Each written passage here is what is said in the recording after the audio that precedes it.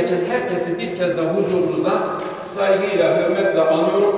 Yaptıkları yardımların Cenab-ı Hakk'ın nezdinde kabulünü diliyorum. Cenab-ı Hak milletimize, memleketimize sıhhat, afiyet ihsan eylesin. Kazasız, belasız günler nasip eylesin.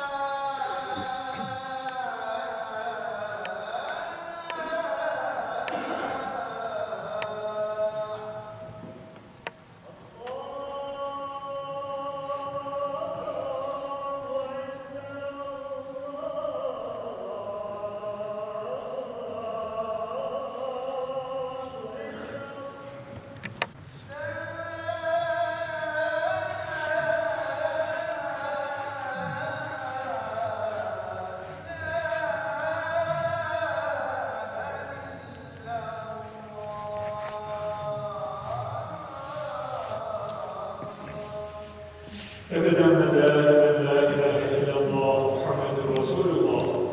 Allahümme Rabbe hâzihi şâbet-i tâmme ve salâtel qâime.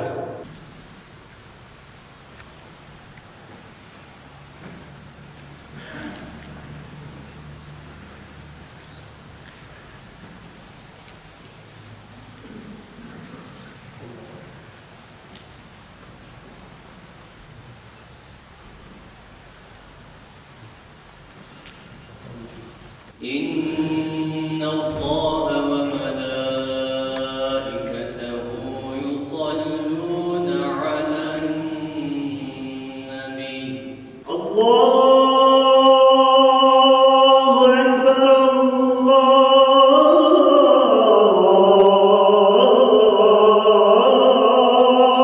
أكبر.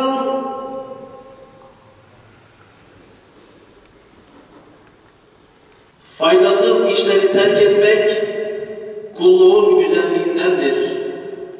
Muhterem Müslümanlar, okuduğum ayet-i kerimede Yüce Rabbimiz şöyle buyuruyor: Müminler boş söz işittikleri zaman ondan yüz çevirirler ve bizim yaptıklarımız bize, sizin yaptıklarınız da size, esen kalın, bizim cahillerle işimiz yok derler. Yine okuduğum hadis-i şerifte ise Resul-i Ekrem sallallahu aleyhi ve sellem şöyle buyuruyor: faydasız işleri terk etmesi bir kişinin iyi Müslüman olmasındandır. Aziz müminler, güzel dinimiz İslam, hayatımızın her safhasında faydalı, hayırlı ve anlamlı işlerle meşgul olmamızı emreder. Sözün en doğrusunu söylememizi ve en güzeline uymamızı tavsiye eder. Dünya ve ahiret hayatımıza faydası dokunmayan, vakit ve emek israfına yol açan beyhude işlerden uzak durmamızı öğütler. Kıymetli müminler, sahip olduğumuz değerler ve Rabbimizin bize bahşettiği nimetler gereksiz ve amaçsız yere harcanmayacak kadar değerlidir. Bu bilinci taşıyan her Müslüman, kendisine ve çevresine fayda vermeyen boş işlerden uzak durur. Asılsız sözlere, fuzuli düşüncelere itibar etmez. Aklını ve yüreğini iyilik yolunda Allah'ın rızasına uygun işlerde kullanır. Bismillahirrahmanirrahim. Eşhedü en la ilahe illallah. Eşhedü en la ilahe illallah. Allahu Ekber.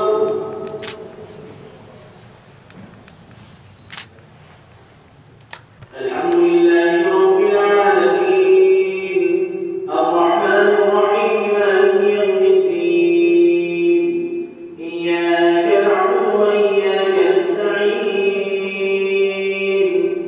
İhdinas sıratal müstakîm. Üniversitemizin merkez camisi bugün ilk namazla, ilk cuma ile fiilen ibadete başlamış olacak inşallah.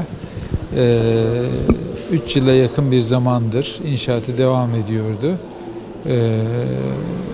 Sonuna yaklaştık. Tamamlanmak üzere. Çok az işi kaldı. İnşallah ileriki haftalarda, aylarda da resmi açılışını yapacağız. Ben üniversitemize, şehrimize hayırlı olsun diyorum. İnşallah uzun yüzyıllar burası hizmet edecek. Öncelikle şunu ifade edeyim. Bugün İnönü Üniversitesi çok mutlu bir günü, bir anı yaşıyor gerçekten. Bu cami düşüncesi 3 yıl önce gündeme gelmişti. Daha önce Malatya'da ve üniversitemizde olanlar hatırlayacaklar. Bugünkü caminin yapıldığı yerde 150 kişilik bir mescit vardı. Tabii o mescit ihtiyaca cevap vermiyordu. O mescit yaklaşık 30 yıl önce inşa edilmişti. Takdir edersiniz ki İnönü Üniversitesi 30 yıl öncesine göre 30 kat daha büyüdü. Yani belki 1000-2000 nüfusu olduğu bir dönemde bu mescit yapılmıştı. Ama bugün İnönü Üniversitesi'nin nüfusu 50.000'i de aştı. Hal böyle olunca istişareler yapıldı ve 2017 tarihinden itibaren yeni bir caminin yapımına karar verildi. Dolayısıyla ilk temel, resmi temel 24 Mart 2018 tarihinde atılmıştı. Ve o günden bugüne bu camimizin tamamlanması için başta İnönü Üniversitemizin üst yönetimi, rektörümüz olmak üzere ben de İlahiyat Fakültesi'nin dekanı olarak bu caminin yapımıyla ilgili elimizden gelen her türlü gayreti sarf ettik. Cami bugün sizin de gördüğünüz gibi ilk defa cuma namazımıza ev sahipliği yaptı. Aslında henüz bir açılış değil. Cuma namazımızı biz burada değişen hava şartları nedeniyle bugün namazımızı burada kılmayı uygun gördük. Bazı eksiklerimiz daha var. Gerek caminin içi, müştemilatı ve çevresinde. İnşallah bunlar da önümüzdeki 1-2 ay içerisinde tamamlarız ve ondan sonra uygun bir tarihte ibadete açacağız.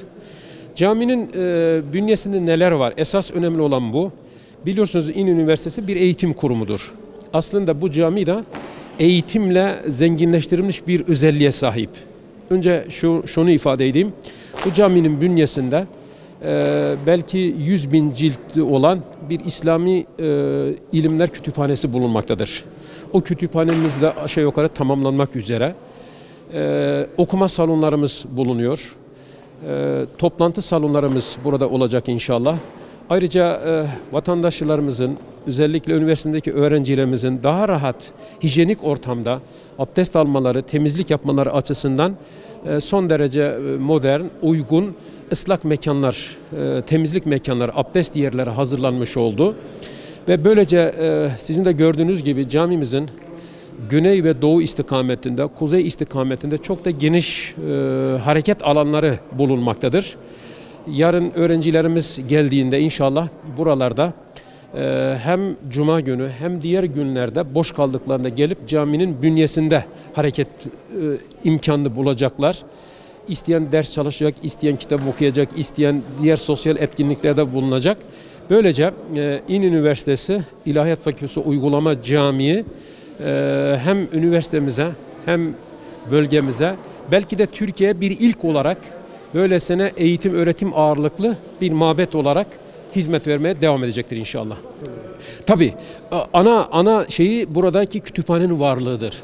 Dolayısıyla bu kütüphanenin var olmasıyla birlikte bizim İlahiyat Fakültemizin hocaları da burada görev alacaklar. Bunlar da yardımcı olacaklar. Böylece burası bir nevi bir ilim merkezi olarak faaliyetine devam edecek inşallah.